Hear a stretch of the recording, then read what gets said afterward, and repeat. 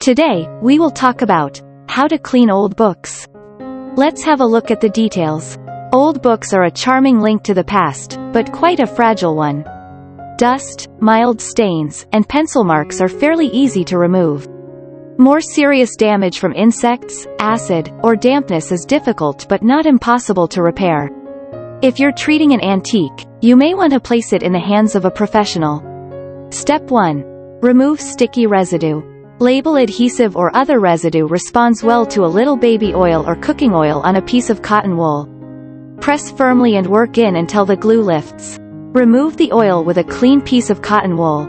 Oil may cause stains on some materials. Test on a corner first. Step 2. Clean leather-bound books. Apply a little clear shoe polish or cleaning polish with a soft cloth.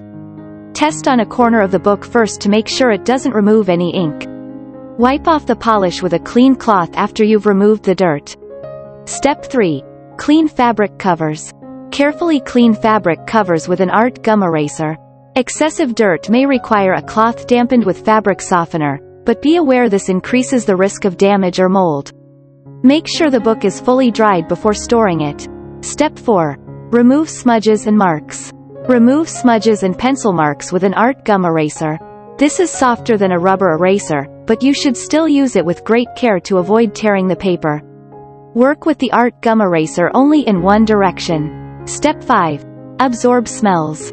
If the book smells musty, put it in a container with something that can absorb smells and moisture. Try a sock filled with cat litter or rice, or place the book on a newspaper dusted with talcum powder. Sunlight will make this most effective. Dappled shade is a compromise that will reduce color fading. Step 6. Use book cleaner. Remove serious residue with Absorbing book cleaner. This is a soft and pliable putty that will remove grime and smoke residue from pages and from fabric bindings. Just roll it gently over the grime to pick up the dirt. Step 7. Use a damp cloth. Wipe with a slightly damp cloth as a last resort. This is only recommended on paperback covers and waterproof dust jackets. You can also try this on especially stubborn dirt if you accept the risk of further damage. Step 8. Dry out wet books. Books that have been subjected to water damage, immersion, or a spill need to be dried slowly and carefully. An airing cupboard is ideal, but you may use a surface next to a radiator or a sunny window. Step 9. Prevent book mites. Freeze books affected by pests. If the book is full of tiny holes, or if bits of paper flake off when you move it, it could be infested with book mites or other paper-eating pests.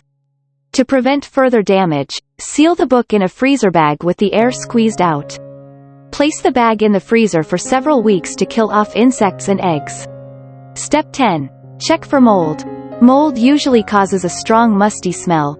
Any book with warped binding, wet or stuck together pages, or obvious water damage is also at risk of mold.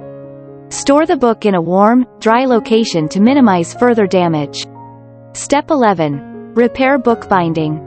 In severe cases, you can repair the binding or make a new one. While not difficult with practice, it's best not to try this on rare or valuable books. Step 12. Go to a professional. Any librarian or rare book dealer should be able to advise you on more specialized cases. If you have a valuable or antique book, consider hiring a professional archivist to make the repairs. Thanks for watching this video. Please don't forget to like and subscribe to our channel if you like our videos.